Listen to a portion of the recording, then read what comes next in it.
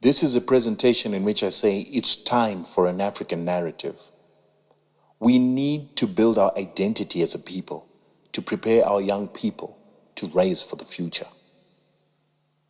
You can fight only for what you love. Love what you respect, respect what you know. Those are the words of Adolf Hitler in Mein Kampf, a book that he used to raise German nationalism just before the Second World War. White people love themselves and respect white supremacy because they know about their supremacy. It's in their history, their present, their make-believe, and their vision for the future. All as portrayed by the total spectrum of domination of information that they've created to mold their reality. They project their aspirations, correct their real-life mistakes in movies, ads, documentaries, radio programs, education, books, poetry, laws, systems, and institutions, in which, in turn, they then manifest their realities. Through their control of media, storytelling, values that we use, the culture that we live by, they control the world narrative and reality. Sadly, every time that we use their narrative, they stamp their culture and values top of our minds, in turn programming our cognitive mapping. Each time our cognitive map is molded, the opportunity cost is our perception of ourselves is diminished. The challenge for us in this manipulation is that it was designed to make us less competitive for their domination.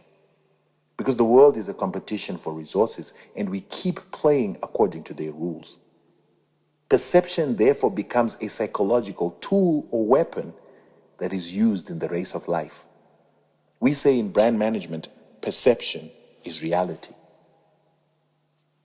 It's an indictment on us as Africans that a fictitious world of Wakanda had to be created by Hollywood to give us some form of inspiration as Africans.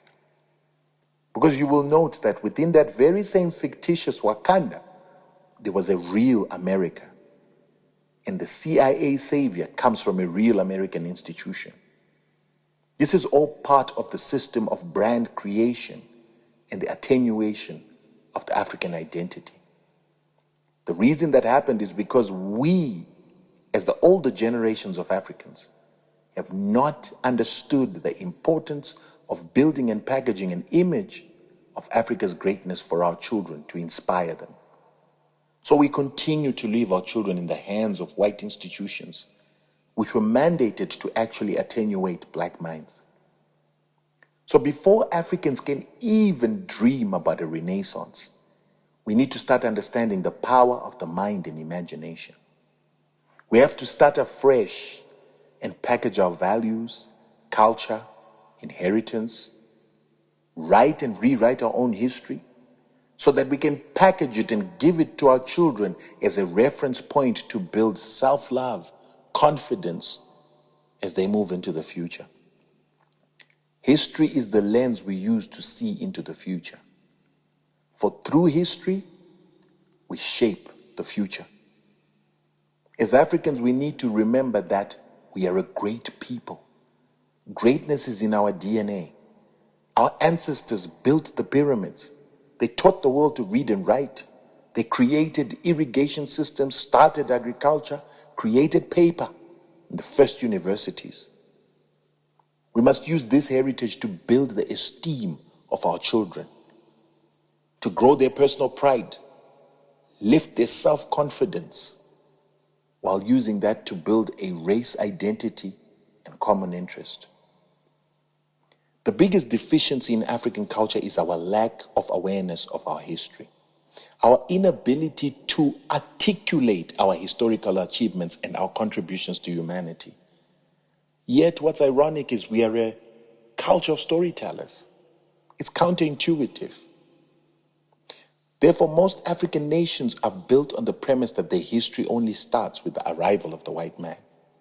Most black people's history starts with slavery, colonization, as if we didn't exist before the arrival of the white man. As a result, in their minds, we are slaves, colonized people who were advanced by whiteness.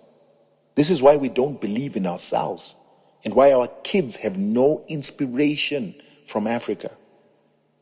This is why our people have no confidence to create, because they think they are not capable.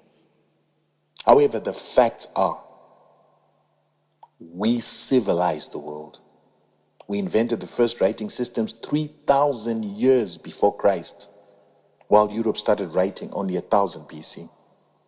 We invented geometry, architecture, astrology, which is what we use to build the geometrically aligned pyramids in Egypt, Sudan, Ethiopia. Our geometric knowledge was used to build the great steles of the Sahara, the great Mutapa Empire in Zimbabwe, an empire that had cities of stone, where granite rocks were cut into perfect rectangles, layered on top of each other, without any mortar. Ashanti gave the world gold that built Cairo, Baghdad, Constantinople into the biggest cities of the time, where all the gold was flowing back from Europe as they came to buy from these big cities. And it's at a time that the biggest cities in Europe only had 20,000 people to 35,000 at most. The biggest university, and the one that still exists, and the first university, was built at that time in Egypt too.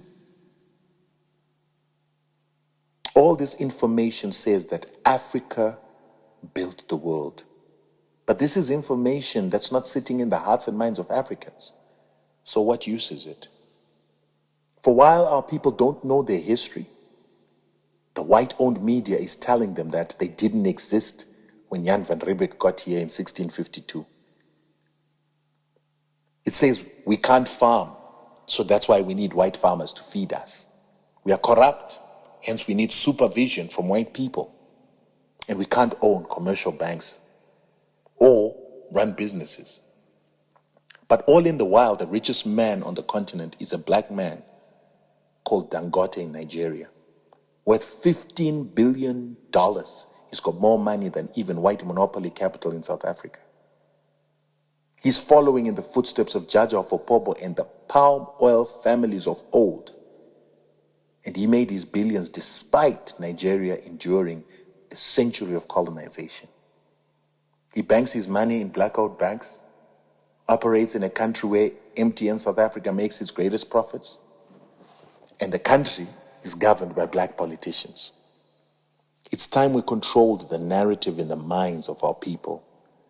Yes, we don't own much media, but we have a big advantage.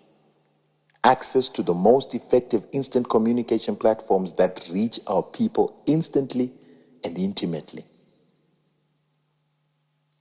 As people who come from a culture of storytelling, it comes without saying that we must speak to the souls of our people through rich content stories, using visual, text, audio, and graphic.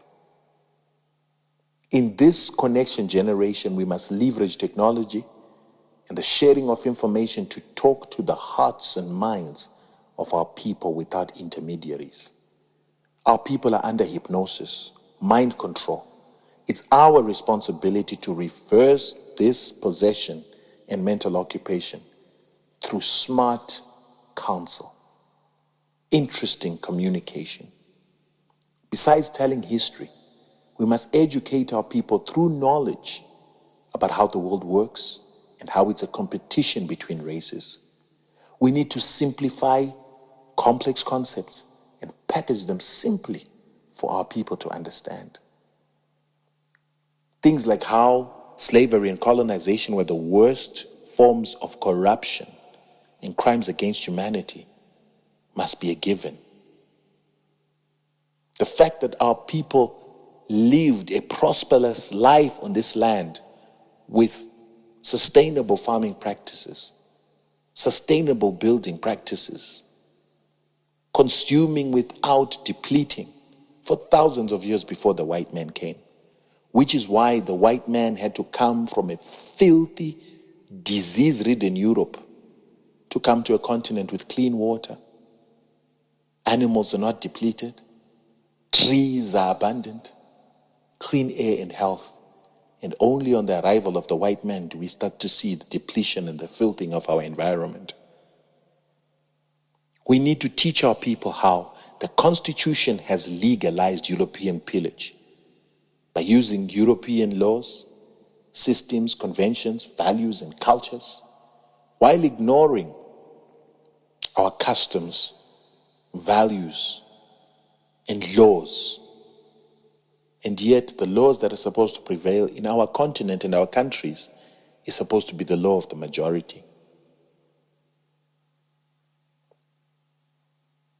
But what is most important about this endeavor is that we must remember that we're competing with the biggest companies that have huge budgets, skills, and resources, like NASPA's huge 1 trillion rand largesse. But to dominate the share of mind, we must beat them at their own game. We must be more creative, informative, have captivating content that reaches people in the palm of their hand and evokes their emotions before they get contaminated by mainstream media. So I'm appealing to our rich African business people to invest in a project in which we start to digitize the history and heroes of Africa. It is sad that the history of the Khoisan exists in books that were written by white men. Mutapa is superseded by the fictional creation of Sun City. It boggles my mind how when you Google the city of Benin, you only see scant information and you see nothing on Jaja of Opobo. Yet we say that Africa must leapfrog into the fourth industrial revolution. But how do we do that without content? This is the information age, but we're not creating digital information, digital content. With what shall we lift our youth and their spirits? How shall we inspire them if we do not have tangible, accessible, discoverable history? For how long should the British and Americans continue to write our history in their own voice? For this, I'm appealing that we need resources to harness and package our history in a manner that is going to inspire our youth.